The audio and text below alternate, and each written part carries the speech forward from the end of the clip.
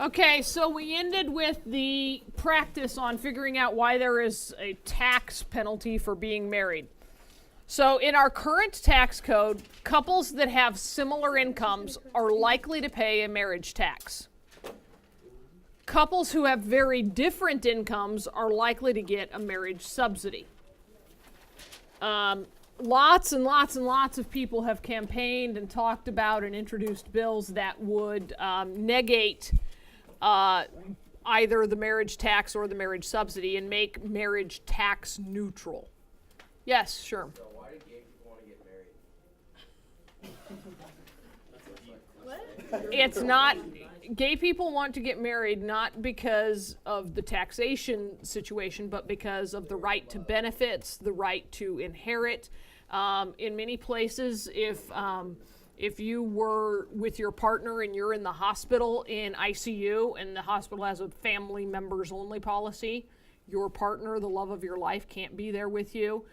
Your partner doesn't get consulted when it's, do we operate or do we let him die? Your partner doesn't get the first call when you're in a car accident. All sorts of stuff like that. That's crappy. Max. So why do people want to, isn't the marriage tax like not a good thing? I mean, it's a penalty, right? So like why do people want that? Because I know people who like live together just so they can tax. If you live together, you can't file jointly. No. I know people who live together because of tax purposes. If that makes sense. Like in that They movie. always have to pay less tax on their house. Yeah, I don't think they would live together for tax purposes because there's no benefit. You're still going to file individually, but there would be benefit in terms of living costs. Okay, maybe that's what they meant. I thought they meant by Yeah, I don't see any benefit to living together in terms of taxation. Okay. So like, what are the benefits of marriage that you're talking about? Is that the ICU? Yeah, the fact that you can jointly own property, custodianship of children, pets, all of that kind of stuff is really clear cut in state laws when you're married. If you are married, and it does depend state by state, but in the state of Nebraska, we're a community property state. So if I have bank accounts and Mr. Hoke's name isn't on them, when I die, they still go to him. If I had just bought a car and we hadn't got it retitled and he wasn't able to be there when we bought it to sign, it still goes to him, all of that kind of stuff. And then the right to be there at your bedside, the right to be consulted to make decisions, all of that is. What if you have kids together? If you have kids together, then the surviving spouse automatically gets the custody. It's not an issue. No, like if you're not married but you have kids together. If you're not married and you have kids together, as long as that other person is on the birth certificate as the parent, then they're going to get the kids.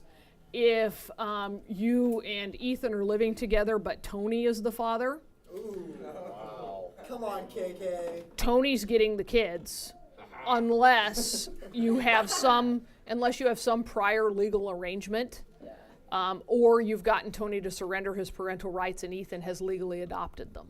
I won't surrender. So, well, if you won't surrender and she doesn't marry Ethan, then you're going to keep paying for the kids you don't have.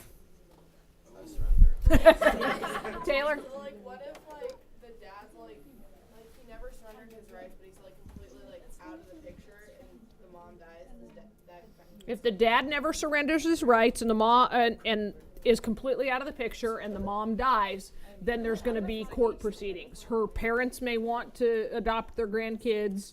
Something's going to happen because the father isn't going to have much of a claim on the kids if he's never been in the picture, but legally they're his. And so there's going to be court expenses and stuff. Does the kid get to say like where he goes? Depends on the age of the kid and the state. I think it's 12. It depends on the age of the kid and what state you're in. And they also do mental acuity tests because you could have a 10-year-old who is very aware and knows what they want and where they want to be, and you could have a 13-year-old who can't. So it kind of depends. It's situational. Family court is a tough place to be a judge. Okay, so according to the author of our book, I could have eaten that. the ideal tax system would have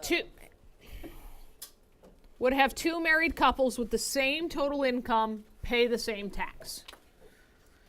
And their marriage or lack thereof wouldn't affect their total tax bill.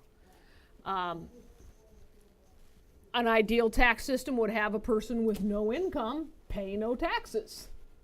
Income tax, what happened? That's cool. Okay. High income taxpayers would pay a higher fraction of their income than low income taxpayers. But it is mathematically impossible to create a tax system that meets all four of these. So what do we sacrifice? What right now in our existing system, we are sacrificing the first two. And in some situations, people would argue 4 because of, tax loopholes.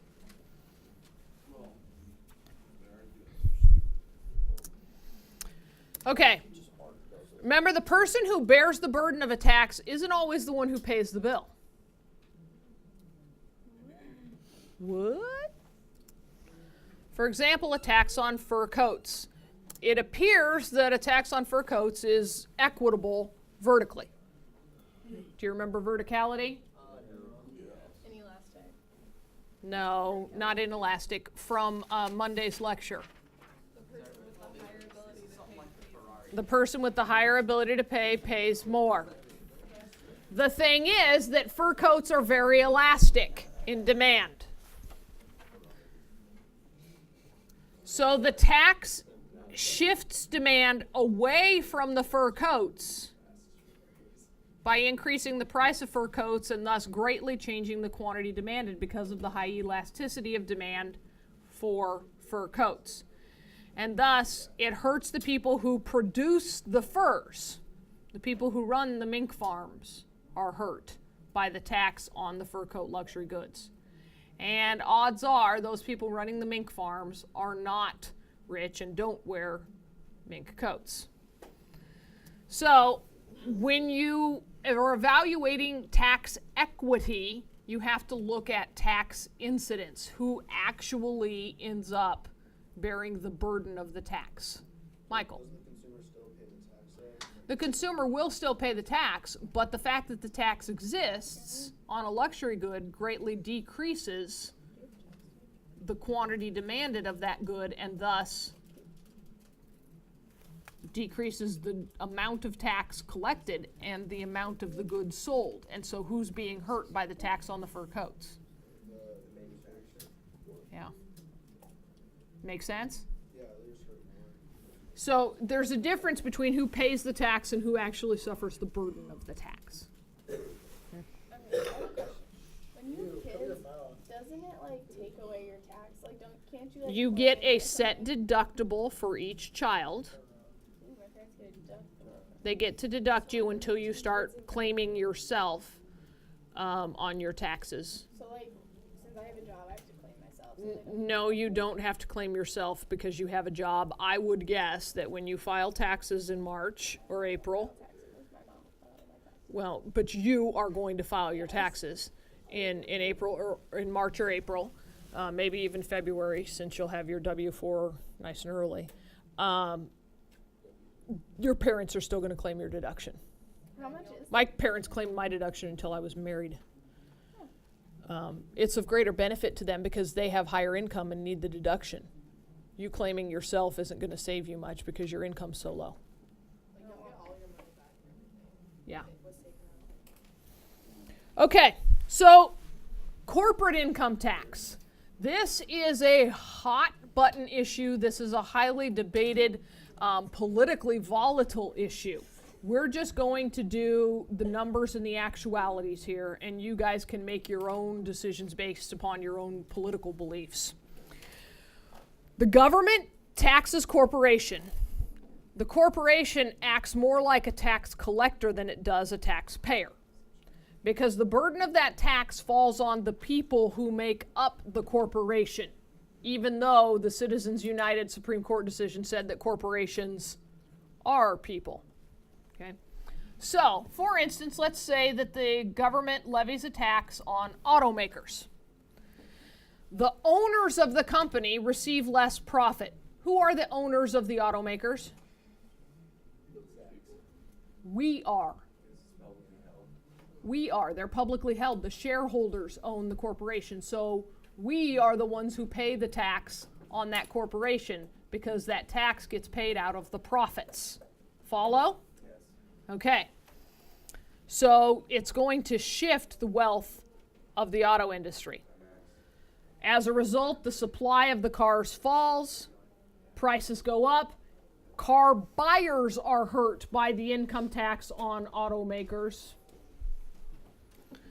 When the supply of cars falls off, car buyers stop buying the cars, then we don't need auto workers, we don't need as many, we decrease wages because we don't need to pay a competitive wage because there's more people who want the job than we have jobs to fill, and workers are hurt as well.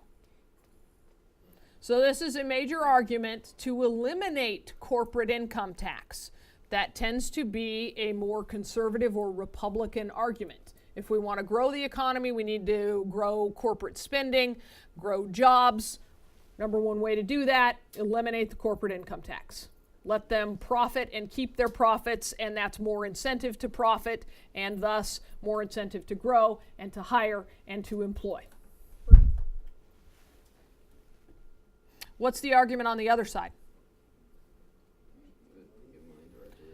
How do we ensure that that automaker not paying taxes will distribute all of that profit back to the shareholders so that they can spend it, or that they will invest it? How do we know they won't just increase their executive salaries to reward them for the high profits? And the answer is you don't know. That's up to the shareholders. The shareholders control the company. They have to exercise their right to vote and elect a board of directors that will do what they want. So, like, if you're a shareholder, like, how much of shares you have to be, like, make those, like, big decisions? If you hold a share, you get to vote.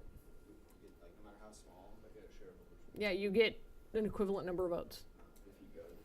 I've never been to a shareholders meeting, but I get the ballots in the mail. And so then you can read the biography and the position statement of everybody who's running for the board of directors, and sometimes there are referendum sorts of things that go out to shareholders. Wait, what are you a share? What are you hold a share? Well, that's none of your business. I heard about that. She secretly has a share in Apple. I just want to tell her. Well, she's secretly part of the Illuminati over there. Yeah. All right, so a flat tax is a system where the marginal tax rate is the same for all taxpayers. What does marginal mean? The tax on the last dollar earned. Okay. So typically, income above a certain level is going to be taxed at a constant rate. The higher that threshold, the more progressive the tax. What does progressive mean? Right. The higher the income, the higher the tax. Okay. When you have a flat tax, the administrative burden is decreased to almost nothing, because there's none of those long, complicated forms. The loopholes are eliminated. You just write the check. You don't have to go to H&R Block to have it figured out. You go, here's my salary, here's how much I pay, done. Okay? The idea of a flat tax is not profitable, or is not popular with the people who are currently benefiting from our tax system. The lobbyists, the analysts, the accountants who look for the loopholes and fill out the income tax forms for people who can't do it for themselves. H&R Block, all of those tax preparation firms. The irony is real. My parents